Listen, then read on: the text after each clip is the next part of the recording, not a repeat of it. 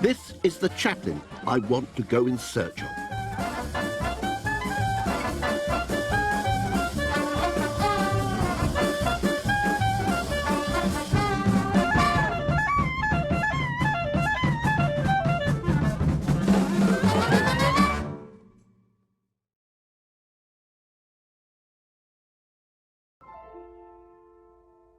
When the fates deal in human destiny, they heed neither pity nor justice. Thus they dealt with Mother. She never regained her voice.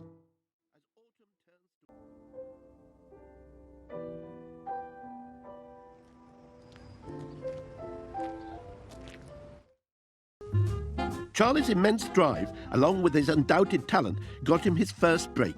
He registered with a theatrical agency and got a part in a 1903 Sherlock Holmes drama. He was 14. I had suddenly left behind a life of poverty and was entering a long-desired dream. A dream my mother had often spoken about, had revelled in. I was to become an actor. In 1908, Charlie joined the most successful comedy company of the era, Fred Karno's Speechless Comedians.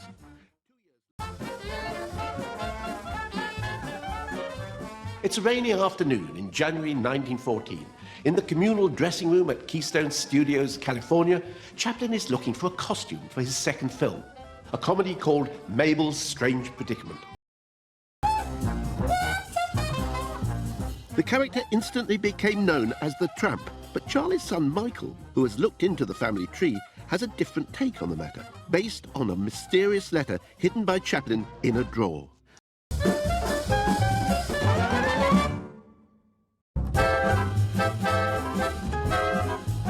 When Charlie Chaplin started in movies, silent comedies were knockabout farces, anything for a laugh. Chaplin changed all that. He took the comedy and added another ingredient to it.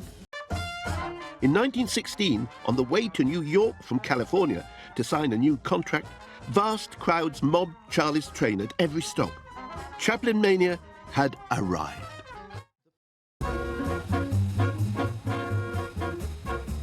Chaplin came from abject poverty in South London to become one of the highest paid actors in Hollywood.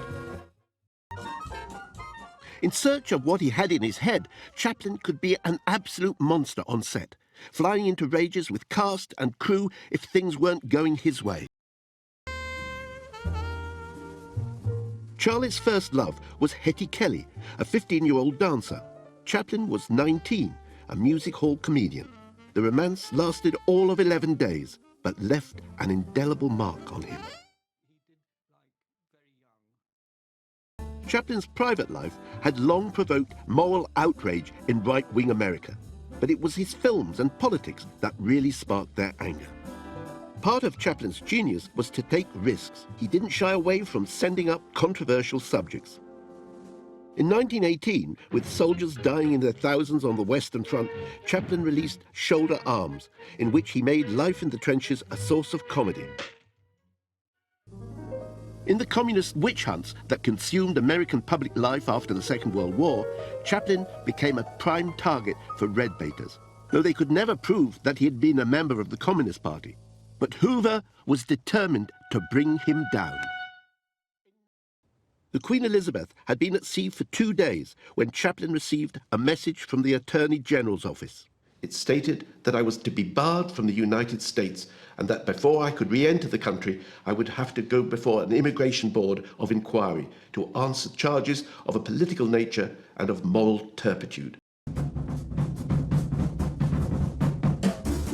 Chaplin's fame gave him fantastic freedom as an artist. He took physical comedy to new heights, making films that moved you and made you laugh at the same time. He was a one-off, a genius. But like a lot of geniuses, he had his flaws, and while I love his work, I'm not so sure about the man.